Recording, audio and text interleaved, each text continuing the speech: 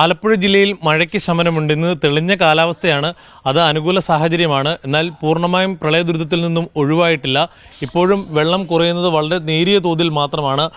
പമ്പ, അച്ചൻകോവിൽ ആറുകളിലേക്കും ജലനിരപ്പ് നേരിയ തോതിൽ കുറയുന്നുണ്ട്. ഇപ്പോൾ ഞാൻ നിൽക്കുന്നത് ചമ്പക്കുളം പഞ്ചായത്തിലെ ചമ്പക്കുളം കണ്ടങ്കരി റോഡിലാണ്. ഈ റോഡിൻ്റെ ഒരു ഭാഗത്ത് ഇപ്പോൾ വാഹനങ്ങൾ പാർക്ക് ചെയ്തിട്ടുണ്ട്. ഈ സമീപ പ്രദേശങ്ങളിലൊക്കെ വെള്ളത്തിലായിരിക്കുന്ന വീടുകളിലെ അവിടുത്തെ വീട്ടുകാരൊക്കെ ഇവിടെ ഉയർന്ന പാലത്തിൻ്റെ ഭാഗത്തുകൊണ്ട് വാഹനങ്ങൾ പാർക്ക് ചെയ്തിരിക്കുന്നത് കാണാം. ഈ റോഡിൻ്റെ മറുവശത്തേക്ക് ധാരാളം വെള്ളമുണ്ട്. ഇപ്പോൾ ഈ ഞാൻ നിൽക്കുന്ന പ്രദേശത്ത് വരെ നമുക്ക് വാഹനത്തിലൊക്കെ എത്തിപ്പെടാൻ പറ്റുന്നതാണ്. അതിന് മുകളിലേക്ക് അപ്പുറത്തേക്കുള്ള ഭാഗത്തേക്ക് അരയ്ക്ക് മുകളിൽ വെള്ളമുണ്ട്. പല വീടുകളിലും ദുരിതാശ്വാസ ക്യാമ്പുകളിലേക്കും ബന്ധു വീടുകളിലേക്കുമൊക്കെ ആളുകൾ പോയിട്ടുമുണ്ട്. എന്തായാലും ഇപ്പോഴും ജില്ലയിൽ 118ഓളം ക്യാമ്പുകൾ പ്രവർത്തിക്കുന്നുണ്ട്. പൂർണ്ണ തോതിൽ മഴ മാറി നിൽക്കുകയും കിഴക്കൻ വെള്ളത്തിൻ്റെ വരവ് കുറയുകയും ചെയ്യുന്നതിനോടൊപ്പം തോട്ടപ്പള്ളി സ്പിൽവേ വഴി കൂടുതൽ വെള്ളം കടലിലേക്ക് ഒഴുക്കി വിട്ടാൽ മാത്രമേ ഈ പൂർണ്ണമായൊരു പ്രളയ ദുരിതത്തിൽ നിന്നും ജില്ല മോചിതരാകുകയുള്ളൂ. ഇന്ന് 3 താലൂക്കുകൾക്ക് നേരത്തെ കലക്ടർ അവധി പ്രഖ്യാപിച്ചിരുന്നു. ചെങ്ങന്നൂർ, കുട്ടനാട്, അതോടൊപ്പം തന്നെ കാർത്തികപ്പള്ളി താലൂക്കുകൾക്ക് അവധിയാണ്. AC റോഡിൽ ഗതാഗതം ഉണ്ട്. KSRTC ബസ് ഓടുന്നുണ്ട്. ചെറുവാഹനങ്ങൾക്ക് ഇപ്പോഴും വെള്ളക്കെട്ട് പ്രതിസന്ധിയാണ്.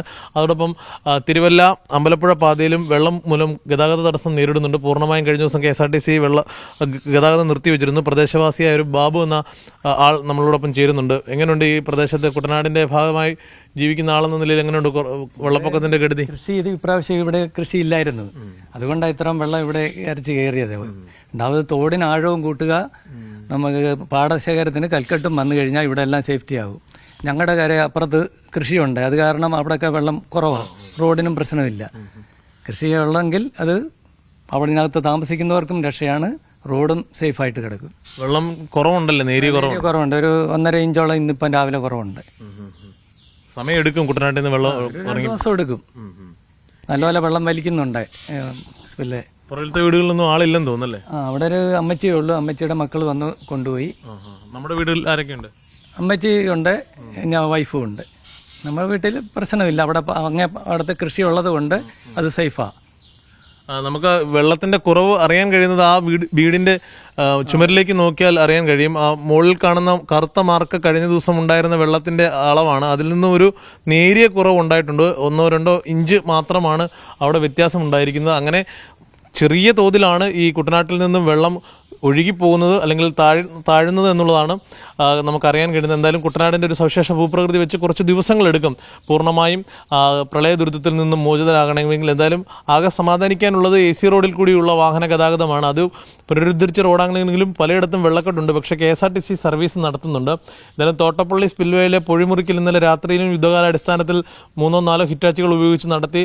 നേരത്തെ 180 മീറ്റർ മാത്രമായിരുന്നു പുഴയുടെ വീതിയെങ്കിൽ ഇപ്പോൾ ഒരു 300 മീറ്ററോളം വീതിയിൽ വലിയ രീതിയിൽ പോകുന്നുണ്ട്, വെള്ളം ഒഴുകി പോകുന്നുണ്ട്. അവിടുത്തെ നടപ്പാതയുടെ പ്രശ്നവും ഇന്നലെ പുഴയെ ചൊല്ലുള്ള രാഷ്ട്രീയ വിവാദമൊക്കെ ചൂട് പിടിച്ചതിന് പിന്നാലെയായിരുന്നു പുഴ വേഗത്തിൽ മുറിക്കാനുള്ള നടപടി സ്വീകരിച്ചത്. ചെങ്ങന്നൂരിലും അതോടൊപ്പം അപ്പർ കുട്ടനാടൻ മേഖല ഉൾപ്പെടുന്ന തിരുവല്ല താലൂക്കിലടക്കം താഴ്ന്ന പ്രദേശങ്ങളിൽ നിന്ന് വെള്ളം കുറയുന്നു എന്നുള്ളത് ആശ്വാസകരമാണ്. ചെങ്ങന്നൂരിലും അതോടൊപ്പം തന്നെ കുട്ടനാട്ടിലേക്ക് പൂർണ്ണമായും വെള്ളം വീടുകളിൽ നിന്ന് ഒഴിഞ്ഞാൽ മാത്രമേ ആളുകൾക്ക് ക്യാമ്പുകളിൽ നിന്നും വീടുകളിലേക്ക് എത്താൻ കഴിയൂ. ഇന്ന് വൈകിട്ടും നാളെയുമൊക്കെയായി ഈ നിലയ്ക്ക് കാലാവസ്ഥ അനുകൂലമായി തുടരുകയാണെങ്കിൽ താഴ്ന്ന പ്രദേശങ്ങളിൽ വെള്ളക്കെട്ടിലുള്ള വീടുകളിലേക്കൊക്കെ മടങ്ങിപ്പോകാൻ കഴിയുമെന്നുള്ള പ്രതീക്ഷയാണ് ക്യാമ്പിലുള്ളവർ പങ്കുവെക്കുന്നത്. എന്തായാലും ഇപ്പോൾ ആശ്വസിക്കാൻ ഇട നൽകുന്ന കാലാവസ്ഥയും അതോടൊപ്പം സാഹചര്യങ്ങളുമാണ് കുട്ടനാട്ടിലും ആലപ്പുഴയിലുമുള്ളത്.